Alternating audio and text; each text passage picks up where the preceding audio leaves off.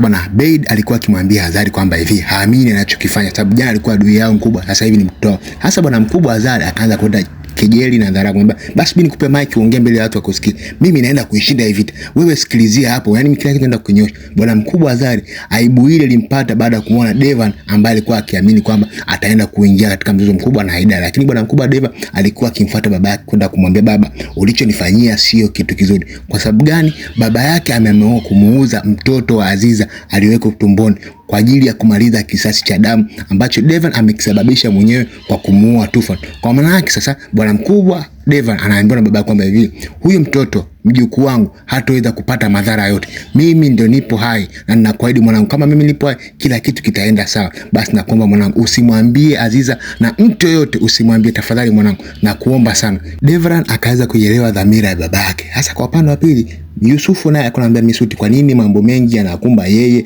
na Devan na wakati huu wakizao wajawazito, ila Misuti akamwambia kwamba mnaonekana mtakuja kuwa wazazi bora. Devan akamwelezea wenzake wale wote nini alichoongea na babake. Hasa kwa upande wa pili, mzee baba Hashmit kwa kuwa alimwomba Yusufu msamaha mbele ya watu, kwa hiyo anaona aibu kutoka nje, huku bibie mama yake na Yusufu alipigwa simu na Said, kwa akaondoka na kumwacha pale Hashmit akiwa na bembezwa na mama yake pamoja na dadake atoke kitandani aende akapunge upepo, yani aende nje tu akashanga, lakini Hashmit aligoma kabisa kutoka pale kitandani. Mama yake na Hashmit akampigia simu Osman Bey kumpa taarifa kwamba hivi wanauza kila kitu chao na wanarudi kijijini, yani anampigia simu kwa ajili ya kumwaga tu. Hasa kwa upande wa pili, Hama Dogo Janja alikuwa anacheza pamoja na mshikaji Birat. Sasa kwa ajili ya kucheza bana, wakaanza kutupiana maneno ya shombo, akiitwa kwamba yeye ni mtoto wa mama. Bwana mkubwa akabidi atulize hasira na bibia Aziza. Hasa bwana mkubwa Devan pamoja na Yusufu akarudi nyumbani. Kule kurudi nyumbani, Devan akaonekana mtu ambaye hayuko sawa. Bibia Aziza akamwambia, uko sawa kweli? Anambia niko sawa, hakuna chochote.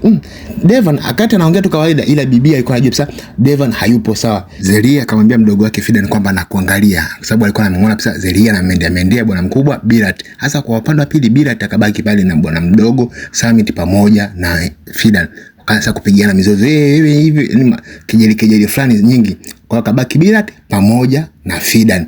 Fidan ameanza kumuelewa bwana mkubwa Birat. Sasa kwa upande wa pili, Yusufu akanajaribu kumtuliza bibi Zelia kwamba kumwambia kila kitu kipo sawa, hakuna chochote, kila kitu kipo sawa.